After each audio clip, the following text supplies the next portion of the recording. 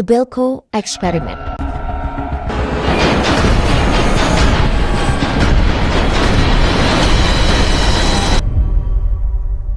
Berkisah tentang 80 manusia yang dijadikan bahan eksperimen mengerikan. Mereka dikurung dalam gedung dan dipaksa untuk saling membunuh demi mempertahankan kehidupannya. Eksperimen tentang apa ini? Terus siapa yang mengatur eksperimen ini dan apa tujuannya? Mari kita masuk ke cerita kelam yang disebut The Belko Experiment. Film dibuka dengan sosok Mike, pria sederhana yang bekerja di sebuah perusahaan outsourcing bernama Belko Industry. Perusahaan itu adalah sebuah perusahaan milik negara yang terletak di daerah terpencil di Kolombia. Sudah setahun Belko Industry beroperasi dan selama itu pula segalanya terlihat normal. Hari itu para pegawai termasuk Mike berangkat kerja seperti biasanya. Tapi setibanya di kantor, suasana mendadak berubah. Gedung yang biasanya tenang kini dijaga ketat oleh orang-orang berseragam militer yang melakukan pengamanan dan pengecekan satu persatu seolah ada sesuatu yang sedang terjadi. ID, please. You're kidding. Open the trunk, please. Di kantor kita dikenalkan dengan Leandra yang merupakan pacar Mike dan juga seorang CEO yang bernama Barry. Semua masih nampak normal seperti biasanya dan saat para pegawai sibuk bekerja, Mike memperhatikan ada sesuatu yang aneh di mana dia melihat tentara yang masuk ke area gudang perusahaan. Merasa ada yang tidak beres, Mike pun mencoba menelpon bagian keamanan. Tapi tiba-tiba aja mikrofon intercom kantor berbunyi dan terdengar suara pria yang memberikan perintah aneh. Who are those new guards? You have any idea why they would be heading into that? All employees, please stop and lend me your full attention. There are currently 80 of you in the building. Survival increases by following my orders. In 8 hours, most of you will be dead. Your first task is simply this. Your fellow employees within the next half hour. Hey, all the lines are dead. Calm down, it's okay. Mari kita sebut saja orang di balik mikrofon adalah sang komando. Terlihat beberapa karyawan mengira suara tadi hanyalah semacam lelucon dari kantor pusat, kecuali Mike yang merasa ada sesuatu yang akan terjadi karena banyak yang janggal hari ini. Kecurigaan Mike pun terbukti karena tak lama kemudian kepanikan pun pecah saat tiba-tiba seluruh sisi gedung tertutup oleh plat besi logam yang tebal.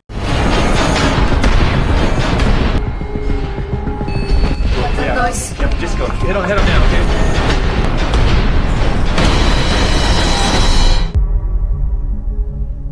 Beberapa dari mereka langsung mencoba menghubungi polisi tapi tak ada sinyal. Yang lain nekat naik ke atap gedung dan berharap bisa melihat kondisi luar atau sekedar mencari bantuan. Tapi semua itu tampak sia-sia karena gedung ini berada di tengah area terpencil yang jauh dari jangkauan siapapun. Tak lama terlihat seorang teknisi perbaikan mencoba peruntungannya dengan membobol lapisan logam dengan api las blender. Tapi hasilnya nihil dan anehnya baja itu sama sekali tak meleleh.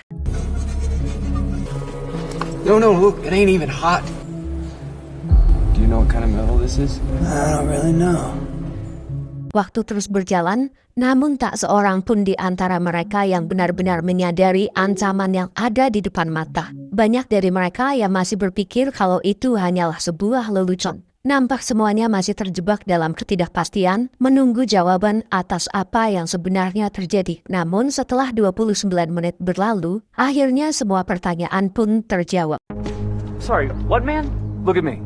Look how fucking chill I am. It's a psychological fucking test, man. From corporate fucking America.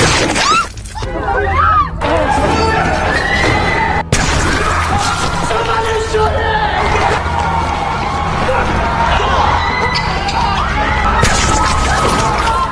Empat tembakan melesat sebagai pertanda bahwa apa yang diucapkan oleh pria di balik mikrofon bukanlah sebuah lelucon. Barry yang penasaran dengan luka hasil tembak dan bertanya-tanya dari mana posisinya. Setelah dia mengecek sendiri, ternyata itu bukanlah sebuah luka tembak, tapi merupakan sebuah benda yang tertanam di dalam kepala. Oh, look up. His head exploded from the inside. The tags. When we start working here, they put tracers. Di situ Mike baru teringat bahwa semua pekerja di sana ditanami sebuah pelacak di kepala dengan alasan asuransi. Mengingat dia bekerja untuk negara, Itu adalah salah satu syarat yang harus diikuti saat pendaftaran demi keamanan. Akhirnya tanpa pikir panjang, Mike pun langsung mengambil sebuah barang dan nekat untuk mengeluarkan benda itu apapun caranya. Mike! Michael Mouch, set down the knife immediately. Explosive. Mike, please! We will give you 10 seconds to cease and desist. 8, 7, 5, 4, 2. Ternyata semua ruangan di sana telah terpasang kamera pengawas sehingga Mike mendapat peringatan dan memilih menghentikan niatnya. Terlihat kini Mike dibantu oleh salah satu karyawan untuk menjahit lukanya tanpa obat bius. Setelah itu, adegan menunjukkan beberapa orang mulai mengecek beberapa ruangan dan melepas kamera pengawas yang terpasang. Lalu di sisi lain terlihat Barry yang mencoba mendatangi si satpam untuk menanyakan di mana kunci gudang senjata api. Nampak Barry yang mencoba membujuk satpam agar kuncinya diberikan kepadanya. You have a key to that arm? I think I should have one of those keys. You think you should run? You know I can't do that, sir. Don't worry though, I ain't gonna give them to nobody. Kini adegan berpindah pada dua orang yang berprofesi sebagai teknisi perbaikan yang nampak memilih turun ke basement di saat semuanya mulai kacau di lantai atas. Terlihat juga seorang wanita bernama Dagny yang bersembunyi di sana karena merasa akan lebih aman jika berada di basement. Tak selang lama, pria di balik mikrofon kembali berbicara. Di sana suara sang komando memperingatkan jika ada yang melepas kamera dan mencoba melepas pelacak, maka nggak segan-segan sang komando akan meledakkannya. Sang komando juga kembali memulai permainan dengan sebuah permintaan dalam 2 jam ke depan. Di antara 76 orang yang tersisa sekarang, 30 di antaranya harus tereliminasi bagaimanapun caranya. 47 p.m. 2 hours. 1:30 of you dead. Through whatever means necessary. Mendengar itu, semuanya mulai merasa kepanikan yang sebenarnya. Naluri egois mulai muncul, dan naluri bertahan bahkan menyerang seketika nampak di beberapa wajah manusia di sana. Terlihat di dapur beberapa orang langsung berebut mencari benda tajam. Tak jelas apa yang ada dalam pikiran mereka, tapi yang pasti mereka menganggap itu adalah cara terbaik untuk bertahan hidup. Kembali lagi di basement, di sana terlihat salah satu teknisi perbaikan yang ketakutan saat temannya mencoba menenangkannya dengan ketakutan yang sudah menguasai dirinya. Dia pun tak sengaja membuat lampu menjadi pendek dengan kunci Inggris. Honey, calm down, man. Hey, come here. Get back! Oh, whoa. What just happened? Akhirnya pria itu pun gugur. Setelahnya nampak Denny yang sedari tadi menyaksikan malah ketahuan. Si teknisi yang takut kalau si Denny memberitahu semua orang, ia pun tanpa pikir panjang langsung menyerang Denny.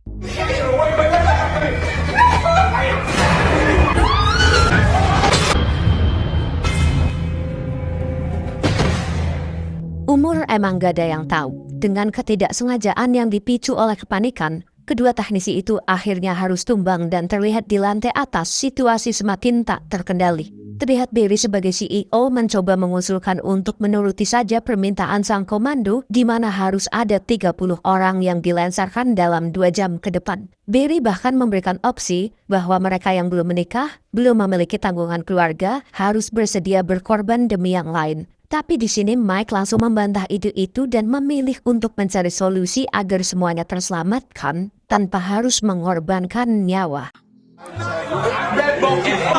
Nobody is questioning, but we need to work together to get the hell out of here. You don't have time.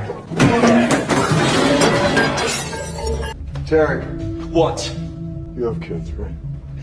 Yes. My wife and kids need me. Akhirnya retakan mulai terlihat di antara mereka. Beberapa orang setuju dengan Barry bahwa untuk tetap hidup nyawa harus ditukar. Namun yang lain memilih berpihak pada Mike. Mereka yang bernaluri baik ingin meminta pertolongan dari luar dengan mengibarkan spanduk dari atap gedung. Kini mereka pun terbagi menjadi 2 kelompok, di mana kelompok Barry nampak lebih sedikit, tapi mereka adalah orang-orang yang rela melakukan apapun demi bertahan hidup, termasuk mengorbankan sesama. Sementara itu, Mike, Leandra, dan Satpam mulai menyiapkan peralatan untuk naik ke atap dan mengibarkan spanduk. Namun seketika langkah mereka terhenti karena melihat kelompok Barry sedang membobol ruang senjata menggunakan obor blast blader. Mike pun mencoba mencegahnya dengan berdiskusi, tapi di sana Barry tak mempedulikannya dan terus melanjutkan pengelasan hingga si satpam menghentikannya. Swing, Mike, I don't give a fuck what you think. Yeah, he's right. I'm gonna shove this goddamn... Get the fuck off! It's gonna be okay, man. It's okay. It's okay. It's okay.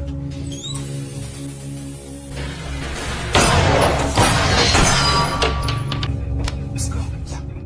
Setelah itu, Mac dan kelompoknya mulai memilok kain-kain yang ada untuk dikelar di atas gedung. Tapi saat mereka mencoba memasang spanduk itu, orang berseragam tentara di bawah langsung mencegahnya dengan sebuah tembakan. Usaha mereka pun gagal dan saat mereka mencoba turun ke bawah, tiba-tiba sesuatu terjadi.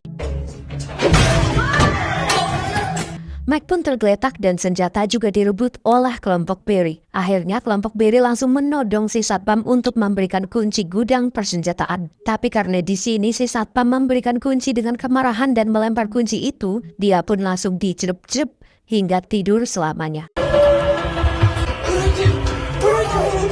Come on. Singkatnya, Barry dan kawan-kawan langsung menuju ruang senjata dan membagi senjata dengan kelompoknya. Setelah itu, Barry langsung mengumpulkan orang-orang untuk dipilih siapa saja yang menurutnya pantas untuk dieliminasi. Termasuk Mike yang sudah tersadar pun dibawa ke kumpulan itu tanpa perlawanan.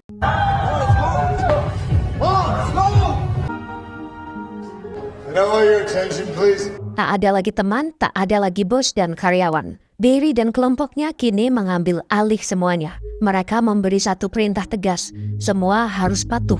Bahkan jika ada yang membangkang walaupun hanya mengeluarkan satu kata, dia akan menjadi manusia terpilih di mana dia akan langsung dieliminasi tanpa nego lagi. Everybody listen up. This is the right thing, so we need order.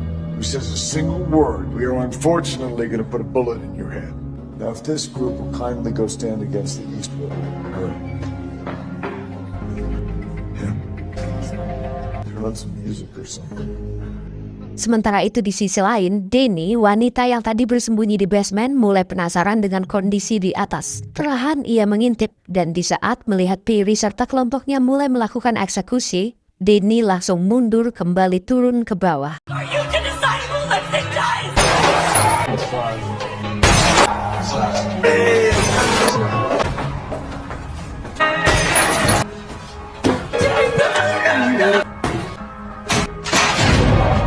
Gak cuma turun, ternyata Denny punya inisiatif buat matiin lampu sehingga membuat orang-orang mempunyai kesempatan kabur di saat gelap. Karena hal itu, keadaan pun semakin tak terkendali dan terlihat peluru melesat ke segala arah tanpa aturan, tanpa tujuan. Tak lama kemudian, sang komando memberi peringatan bahwa waktu tersisa 2 menit dan baru 29 total yang gugur. Killed 29 people. If you don't kill one more person, then the next 102 will die. Karena tak ada lagi tambahan setoran nyawa dan 2 menit sudah berlalu, sesuai peraturan sang komando, kalau nggak 30 orang, maka 60 oranglah yang akan menanggungnya.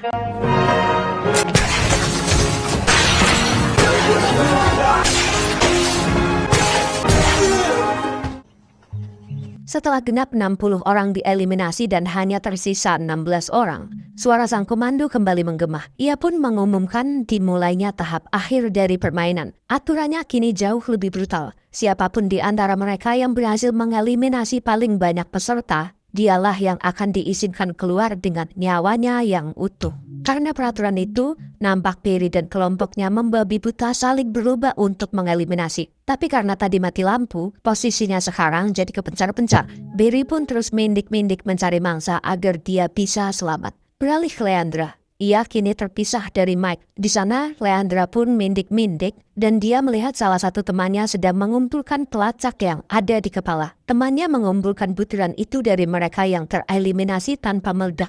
Ia punya dugaan, kalau benda itu memang bisa meledak, mungkin bisa digunakan untuk menghancurkan lapisan baja yang mengelilingi gedung ini. Tertarik pada kemungkinan itu, Leandra mendapat sedikit ide. Tanpa buang waktu, ia menggunakan radio komunikasi untuk memberitahu Mike di mana posisinya berada. Namun naasnya tak hanya Mike yang mendengar. Sinyal itu juga ditangkap oleh Barry dan kelompoknya. Seketika mereka tahu di mana Leandra berada dan segera bergerak menuju ke sana. Di saat mereka sedang mengumpulkan dan menunggu Mike datang, mereka malah kedatangan orang dari kelompok Barry sehingga pertikaian pun tak terhindarkan.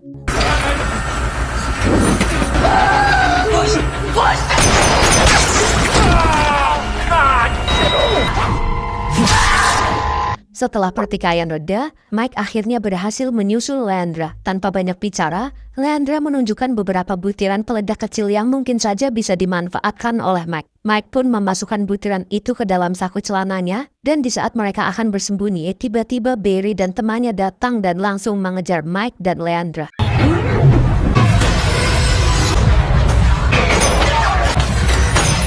Karena Mike berhasil kabur, demi mengumpulkan poin kemenangan, Barry pun mengeliminasi semua yang dia lihat dan terus-menerus mencari Mike dan Leandra. Tapi ternyata keadaan Leandra jauh lebih buruk dari yang dibayangkan. Ia tadi sudah tertembak. Mike yang tak ingin menyerah berusaha keras membawa ke tempat aman, menarik tubuh Leandra menuju ke sebuah lemari, berharap ada kesempatan untuk menyelamatkannya. Tapi ternyata nasib berkata lain dan Leandra tak tertolong.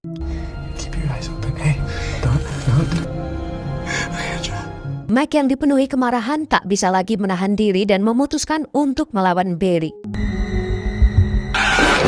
You killed her!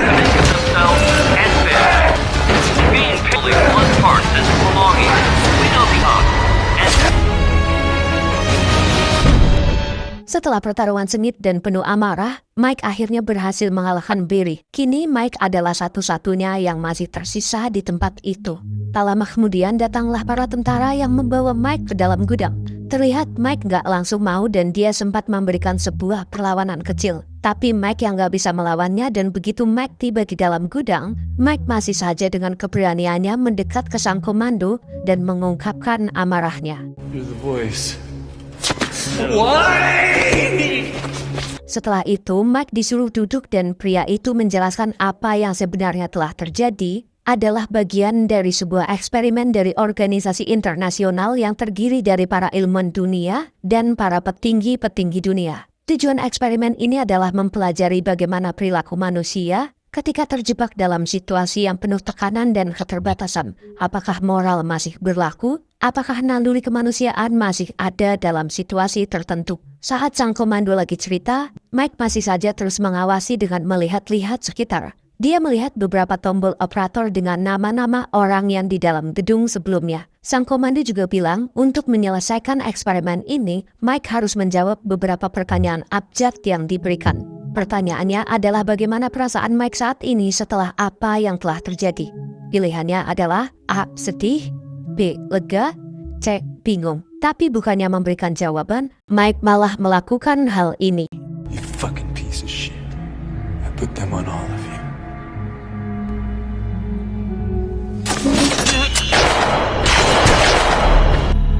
Listen, please. Michael.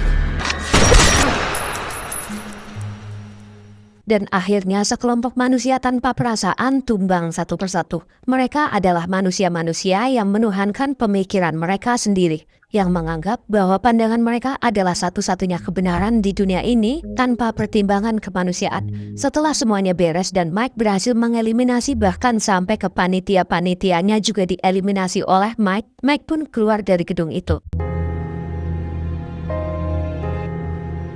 Terlihat gambaran jelas bahwa eksperimen itu tak hanya terjadi di satu tempat. Rupanya apa yang telah dilewati Mike hanyalah satu dari sekian banyak eksperimen yang sedang dilakukan. And stage 1, stage 2. Dengan ending yang bagong campur aduk, film pun selesai. The Belko eksperimen adalah gambaran nyata tentang kerapuhan jiwa manusia ketika dihadapkan pada ambang kehancuran. Seringkali kita mendengar kisah seorang ayah mencuri roti demi mengusir lapar anaknya. Seorang itu mengambil susu agar hidup tak terputus di leher bayinya. Begitulah moral, selalu bergantung pada keadaan. Mudah luntur, bahkan kadang mudah dilepas. Bukan karena moral yang jahat, tapi karena kadang hidup memberi pilihan yang tak bermoral. Dalam titik terendah manusia, moral hanyalah sebuah kemunafikan yang terpaksa dipertahankan untuk menyelamatkan wajah. Sekian dari saya. Buat yang masih sampai akhir, saya pengen minta tolong dong. bukan subscribe atau bukan apalah. Mungkin kalau subscribe itu berlebihan karena video saya juga nggak bagus-bagus amat. Tapi kalau kamu puas dan suka sama video saya atau cara pembawaan saya, ya nggak apa-apa subscribe. Tapi yang penting kalau kamu berkenan untuk berinteraksi di komentar, tolong tulisin sesuatu di komentar ya, biar makasih ya, dan assalamualaikum warahmatullahi wabarakatuh.